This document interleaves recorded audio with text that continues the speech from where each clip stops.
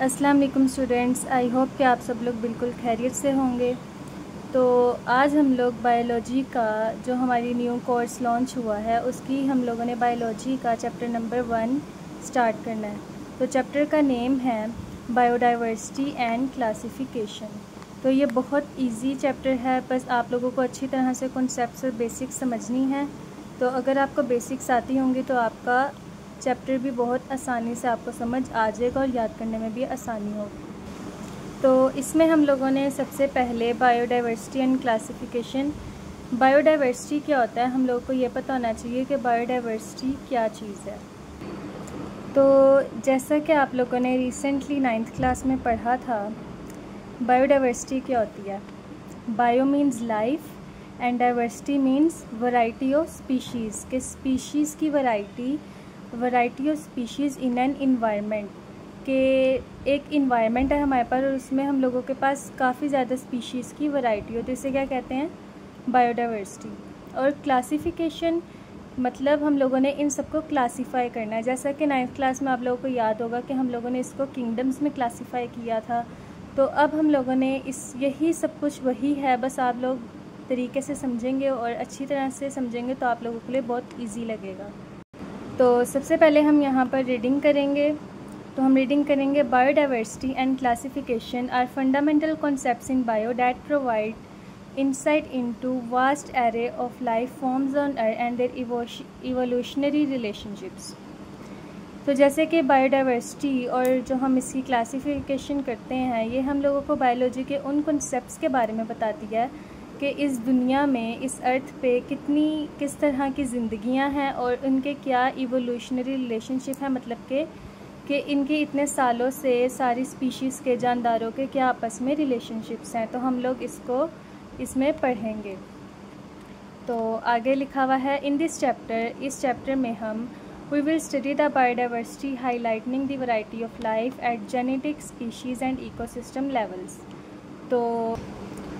तो इसमें हम लोगों ने ये समझना है कि अब हम इस चैप्टर में हम लोगों ने क्या पढ़ना है। मैं आप लोगों को कॉन्सेप्ट बता देती हूँ बेसिक, कि इसमें हम लोगों ने स्पीशीज़ के बारे में पढ़ता है जो जेनेटिकली आपस में एक दूसरे से रिलेटेड है, और इकोसिस्टम के बारे में पढ़ना है कि हम लोगों ने इसमें इकोसिस्टम लेवल्स पढ़ने हैं। सबसे पहले हम लोग पढ़ेंगे आगे, वो मैं आप लोगों को अच्छी तरह से समझा दूँगी ताकि आप लोगों को समझ आ जाए।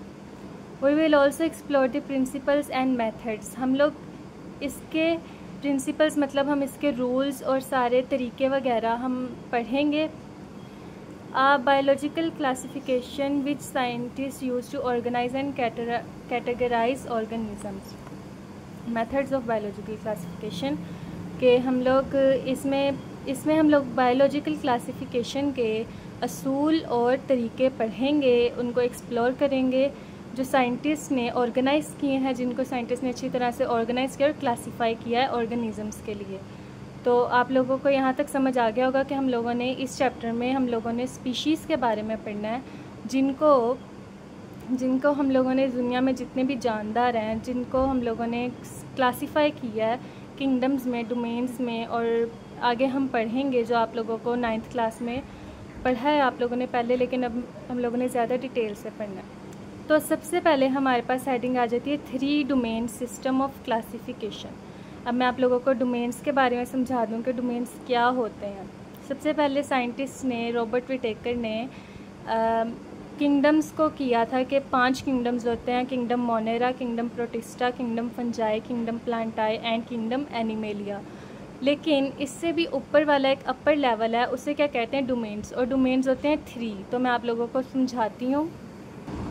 जी हाँ, तो सबसे पहले हमारे पास आ जाते हैं इस क्लासिफिकेशन में डोमेन्स। तो डोमेन्स क्या होते हैं, सबसे पहले रॉबर्ट विटेकर साइंटिस्ट ने कहा था कि 5 किंगडम होते हैं, kingdom Monera, kingdom protista, kingdom fungi, kingdom प्लांटाई और किंगडम एनिमेलिया, जिनमें से किंगडम मोनेरा, प्रोटिस्टा, फंजाई और प्लांटाई किंगडम मोनेरा था हमारे पास। जो किंगडम मोनेरा था वो प्रोकैरियोट्स था, जिनमें हम लोगों के पास प्रोकैरियोट्स इंक्लूड थे, कि हमारे पास किंगडम मोनेरा में प्रोकैरियोट्स थे, और जो बाकी 4 थे, kingdom protista, kingdom fungi, kingdom प्लांटाई और किंगडम एनिमेलिया, वो हमारे पास क्या थे, यूकैरियोट्स। तो उससे भी पहले हम लोगों ने ये सजेस्ट किया, ये कहा कि 1990s में एक अमेरिकन माइक्रोबायोलॉजिस्ट था, उसका नेम था कार्ल वोजे। उसने हमसे ये कहा कि ऐसे हमारे पास प्रोकैरियोट्स के दो ग्रुप्स हैं, आर्चिया और बैक्टीरिया, और यूकैरियोट्स के हमारे पास क्या ग्रुप हैं, डोमेन यूकेरिया। मीन्स के हमारे पास 3 डोमेन्स हो गए कि एक जिनमें प्रोकैरियोट्स हों जैसे आर्चिया और बैक्टीरिया, ये क्या है हमारे पास प्रोकैरियोट्स,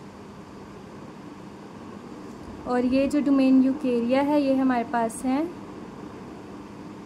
यूकैरियोट्स। ओके, तो जैसा कि मैंने आप लोगों को बताया कि डोमेन हमारे पास, आप लोगों ने भी एक बात एक अच्छी तरह से समझ लेनी है कि हमारे पास 3 डोमेन्स हैं, domain archaea, domain bacteria and domain eukarya. Domain archaea और डोमेन बैक्टीरिया प्रोकैरियोट्स हैं और डोमेन यूकेरिया यूकैरियोट्स हैं। यूकेरिया और यूकैरियोट्स से आप लोग को इसके नेम से पता चल जाएगा कि जो डोमेन यूकेरिया है वो है यूकैरियोट्स। अब हम पहले बुक पे रीडिंग कर लेते हैं ताकि आप लोगों को अच्छी तरह से कॉन्सेप्ट समझ आ जाए। जी हाँ, तो हम लोग अब बुक पे रीडिंग करेंगे कि हमारे पास बुक पे क्या लिखा हुआ है। लिखा हुआ है 3 डोमेन सिस्टम ऑफ क्लासिफिकेशन, कि हमारे पास डोमेन्स कितने हैं, 3 डोमेन्स हैं जिनको हम लोगों ने क्लासीफाई किया है, domain archaea, domain bacteria and domain eukarya. तो according to 5 kingdom classification system, जैसा कि हम लोग जानते हैं कि 5 किंगडम क्लासिफिकेशन है किंगडम्स की, kingdom monera, protista, fungi, plantae and animalia, proposed by American ecologist Robert Whittaker. एक अमेरिकन इकोलॉजिस्ट था रॉबर्ट विटेकर था जिसने 1969 में 5 किंगडम क्लासिफिकेशन सिस्टम प्रपोज किया। उसने हम लोगों को ये बताया कि 5 किंगडम क्लासिफिकेशन सिस्टम है 1969 में। All organism were divided into 5 kingdoms.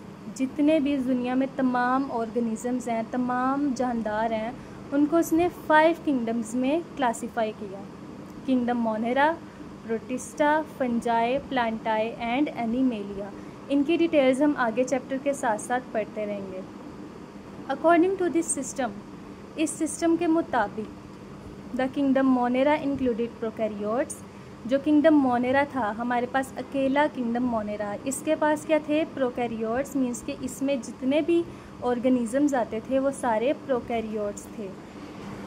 मतलब कि जो किंगडम मोनेरा है उसमें सारे हमारे पास क्या हैं, प्रोकैरियोट्स, और while all the other 4 kingdoms included eukaryotes. जबकि हमारे पास बाकी जो 4 किंगडम्स हैं मोनेरा के अलावा, protista, fungi, plantae and animalia, ये क्या है हमारे पास, यूकैरियोट्स। समझ आ गया आप लोगों को। जैसे कि मोनेरा हमारे पास किंगडम है, उसके पास प्रोकैरियोट्स हैं, मीन्स के उसमें जितने भी दुनिया के जितने भी ऑर्गेनिजम्स हैं वो सारे प्रोकैरियोट्स हैं। और जो ये बाकी 4 हैं, kingdom protista, fungi, plantae and animalia, इसमें हमारे पास सारे क्या हैं, यूकैरियोट्स। ओके, उसके बाद इन 1990s, जब 1990s में एन अमेरिकन माइक्रोबायोलॉजिस्ट कार्ल वोजे, कि हमारे पास एक अमेरिकन माइक्रोबायोलॉजिस्ट था जिसका नाम था Carl Woese, suggested that there are 2 separate groups of prokaryotes. उसने हम लोगों को ये सजेस्ट किया कि हमारे पास प्रोकैरियोट्स के 2 सेपरेट ग्रुप्स हैं, आर्चिया एंड बैक्टीरिया। कि जैसा कि किंगडम मोनेरा में जितने भी प्रोकैरियोट्स हैं उनके हमारे पास 2 ग्रुप्स हैं, आर्चिया और bacteria. On the basis he classified organism into 3 domains. अब ये बात आप लोगों की समझने वाली है कि इसने इस बेसिस पर 3 डोमेन सिस्टम क्लासीफाई किया जो कि किंगडम से अपर लेवल पे है। मीन्स के पहले हमारे पास 3 डोमेन्स हैं, फिर 5 किंगडम्स, और फिर उसके बाद जितनी भी क्लासिफिकेशन हैं, domain archaea, domain bacteria and domain eukarya. आप लोगों को ये बात समझ आ जाए कि हमारे पास 3 डोमेन्स हैं, domain archaea, domain bacteria and domain eukarya. ये सारा चैप्टर हम लोगों ने इसी के बारे में पढ़ना है। तो अब हम लोगों ने ये देखना है कि इन डोमेन सिस्टम में उसने हम लोगों को क्या बताया और क्या सब कुछ किया। कि हमारे पास रॉबर्ट विटेकर ने 1969 में हमारे पास 5 किंगडम्स बनाए थे, जिसमें उसने कहा था मोनेरा और बाकी जो 4 हैं, मोनेरा जो है हमारे पास प्रोकैरियोट्स हैं और बाकी 4 के पास यूकैरियोट्स हैं। लेकिन 1990 में एक अमेरिकन माइक्रोबायोलॉजिस्ट था जिसने कहा कि प्रोकैरियोट्स के दो ग्रुप्स हैं, आर्चिया और बैक्टीरिया। इसी वजह से, इसी मुनासबत से उसने 3 डोमेन सिस्टम इजाद किए, जिसमें डोमेन आर्चिया और डोमेन बैक्टीरिया प्रोकैरियोट्स हैं और डोमेन यूकेरिया यूकैरियोट्स हैं। अब हम आगे पढ़ते हैं। According to his 3 domain system, उसके इस 3 डोमेन सिस्टम के मुताबिक, या जो ये 3 डोमेन सिस्टम है इसके मुताबिक, आगे हम पढ़ते हैं ये, हाँ, उसके इस 3 डोमेन सिस्टम के मुताबिक domain archaea and domain bacteria contain prokaryotes but they differ in a number of features. अब डोमेन आर्चिया और डोमेन बैक्टीरिया जो हैं वो क्या हैं, प्रोकैरियोट्स। उनके पास प्रोकैरियोट्स हैं, उनके डोमेन्स में दोनों के पास प्रोकैरियोट्स हैं, बट लेकिन they differ in a number of features, लेकिन इनके काफ़ी ऐसे फीचर्स हैं जो आपस में एक दूसरे से मुख्तलिफ हैं। अब सारे स्पीशीज़ और ऑर्गेनिजम्स एक जैसे नहीं होंगे, लेकिन वो सब प्रोकैरियोट्स हैं। मीन्स कि उनके कुछ फीचर्स में थोड़ी सी चेंजिंग्स होगी या थोड़े डिफरेंट होंगे आपस में। नाउ अब जो बायोलॉजिस्ट हैं, now biologist believe that archaea and bacteria evolve independently from some common ancestor. अब बायोलॉजिस्ट ने इस बात पर यकीन किया है कि जो डोमेन आर्चिया है और domain bacteria evolve independently from some common ancestor मतलब कि जैसे जनरेशन्स होती हैं काफ़ी, कि डोमेन आर्चिया और जो डोमेन बैक्टीरिया है ना, ये आपस में काफ़ी पुराने इवोल्यूशनरी रिलेशनशिप में है। मीन्स के जैसे काफ़ी सालों पहले ऑर्गेनिजम्स थे और मीन्स के काफ़ी सालों नहीं, सदियों पहले इनके काफ़ी एंसेस्टर, इनकी काफ़ी जो खूबियाँ वो आपस में मिलती जुलती हैं। Molecular evidence suggest that archaea are more closely related to eukaryotes than to bacteria. अब जो डोमेन आर्चिया और डोमेन बैक्टीरिया दोनों प्रोकैरियोट्स हैं हमारे पास, तो काफ़ी सबूत हैं हमारे पास, काफ़ी ऐसे मॉलिक्यूलर एविडेंस मतलब काफ़ी ऐसे हमारे पास सबूत हैं कि जो डोमेन आर्चिया है ना वो यूकैरियोट्स से ज़्यादा रिलेटेड है बैक्टीरिया की निस्बत, कि जो डोमेन आर्चिया है वो यूकैरियोट्स मतलब डोमेन यूकेरिया के जो सारे यूकैरियोट्स हैं और डोमेन आर्चिया के प्रोकैरियोट्स उन यूकैरियोट्स से ज़्यादा रिलेट करते हैं डोमेन बैक्टीरिया के प्रोकैरियोट्स के निस्बत। ठीक है। इन अदर वर्ड्स, इसको अगर हम दूसरे लफ्ज़ों में कहें, eukarya evolve from archaea after archaea split off from bacteria.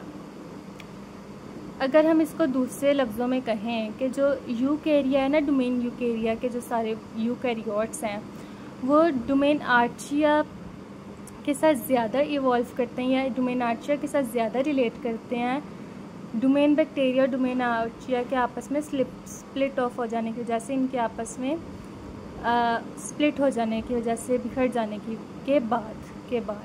ठीक है। मीन्स के यही हम कह लें कि डोमेन आर्चिया डोमेन बैक्टीरिया की निस्बत यूकैरियोट्स मतलब डोमेन यूकेरिया से ज़्यादा रिलेट करता है। तो फ़िलहाल अब हम लोगों ने, आप लोगों को मैंने सारी बेसिक समझा दी हैं, बल्कि मैं आप लोगों को एक टेबल बना के दिखाती हूँ कि देखो हमारे पास डोमेन्स हैं, हमारे पास क्या है, डोमेन्स, ये हाँ डोमेन्स, हमारे पास डोमेन्स कितने हैं, 3। हमारे पास डोमेन्स कितने हैं, 3। एक है हमारे पास डोमेन आर्चिया, एक है हमारे पास डोमेन बैक्टीरिया और एक है हमारे पास डोमेन यूकेरिया। ठीक है। अब डोमेन आर्चिया और डोमेन बैक्टीरिया, ये जो डोमेन आर्चिया है और डोमेन बैक्टीरिया है, ये हैं प्रोकैरियोट्स, और जो डोमेन यूकेरिया है ये है यूकैरियोट्स। और आगे जो डोमेन आर्चिया और बैक्टीरिया और यूकेरिया, ये आगे हमारे पास डोमेन्स कितने हैं, 3। और हमारे पास आगे जो किंगडम्स हम पढ़ेंगे बाद में वो है हमारे पास 5। तो हम आगे पढ़ेंगे। पहले हम डोमेन्स, आर्चिया, बैक्टीरिया, यूकेरिया को अच्छी तरह से तफसील के साथ मुकम्मल तौर पर पढ़ेंगे। तो आज मैंने डोमेन्स का सिर्फ आप लोगों को बेसिक कॉन्सेप्ट समझाया है।